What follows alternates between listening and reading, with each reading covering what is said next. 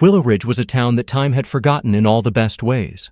The trees whispered secrets, the houses had soul, and every season had its own poetry. Fall looked like golden fire. Winter wore silver gowns, and spring smelled like lilacs and promises. In the White House with ivy on the porch, Elara Quinn lived a life wrapped in quiet. She was known for her sky-blue eyes, the ones that looked like they belonged to a girl in a painting. Too kind, too curious.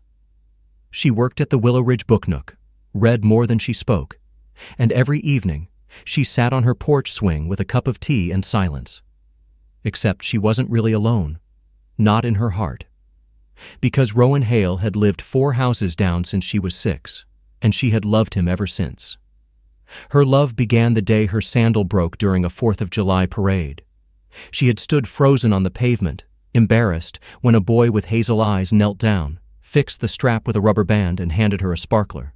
He smiled. "You're good to go, Blue Eyes." She never forgot it, or him.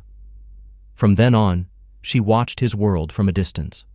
The backyard parties, the laughter, the piano music floating through summer air. He was sunshine. She was shadows. But she never stopped loving him.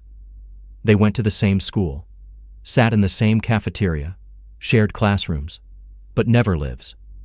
Rowan had a group. Loud, athletic, popular. Elara had books and daydreams. But there were moments, like when he picked up her notebook once and handed it back with a wink, or when they were paired for a class project and she laughed at his bad Shakespeare impression, and when he signed her yearbook. To the quiet girl with loud eyes, never stop looking up. She read it 1,000 times, but still never spoke. One afternoon, a sudden thunderstorm hit Willowridge. Rowan ducked into the bookstore, soaked and laughing. Elara stood behind the counter, stunned. "You still work here?" he asked, shaking rain from his hair. "I still live here," she said, heart racing. He looked around, then sat on the reading couch and said, "Pick me a book. Something that feels like home." That was the beginning. He started coming in every Thursday. He said it was about the books, but it wasn't. They began to talk more. She found out he played piano because he used to stutter, and music was his escape. He learned that she made tea for her mom every morning, even after her mother passed. He showed her a scar on his palm from falling off a skateboard. She showed him a photo album of her and her dad selling lemonade on Maplewood Street. They became friends. The real kind. And still, she said nothing of the love that rooted in her bones, but she wrote about it. In journals, on napkins, on receipts, and one day, on a bookstore bookmark that slipped into the book she lent him. It said, "If I were braver, I'd tell you. But for now, I'll just love you in silence." He found it. He read it. He didn't say anything, but he didn't stop coming either. On her 21st birthday, she worked a full shift because she didn't want to feel forgotten. But when she stepped outside at sunset, Rowan was waiting with a picnic blanket, cupcakes, and 2 sparklers. "Happy birthday, Blue Eyes," he said. They watched the stars in silence. He leaned in. So did she. But then her phone rang. Her father had collapsed from exhaustion. She pulled back, whispered, "I'm sorry," and ran. The kiss never happened. But her love only deepened. The way Rowan looked at her. The way she always seemed to be waiting when he walked by. Some gossiped. Some smiled. Some warned her. "He's not for you," one customer said at the bookshop. "Rich boys don't marry girls like us." Elara just smiled politely. But at night her tears soaked her pillow. She didn't want his money, just him.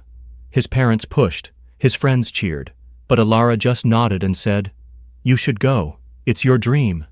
He stared at her. "Is it yours?" She didn't answer. So he left. For 1 week. And every single day she went to the lake, to the bench where they always sat, just in case. Then, a letter came. It wasn't signed, but she knew the handwriting. "I thought I wanted success, but I miss your tea more than espresso. I miss your blue eyes more than city lights. And I miss me more when I'm not near you. I'm coming home if you'll have me." She ran to the bench the next morning. He was already there. "To the White House with ivy," he said, "where I want to grow old with you." Elara finally said the words she'd kept hidden for 15 years. I've loved you every single day since I was 6. He kissed her. Soft, slow, certain. The kiss that had waited its whole life to happen. Every Sunday, Rowan played for the town, and every morning Elara still opened her curtains. Not to peek, but to wave. To the man who gave up the world for the girl who had loved him quietly since forever. And now she was no longer silent. Because love like that, it speaks for itself.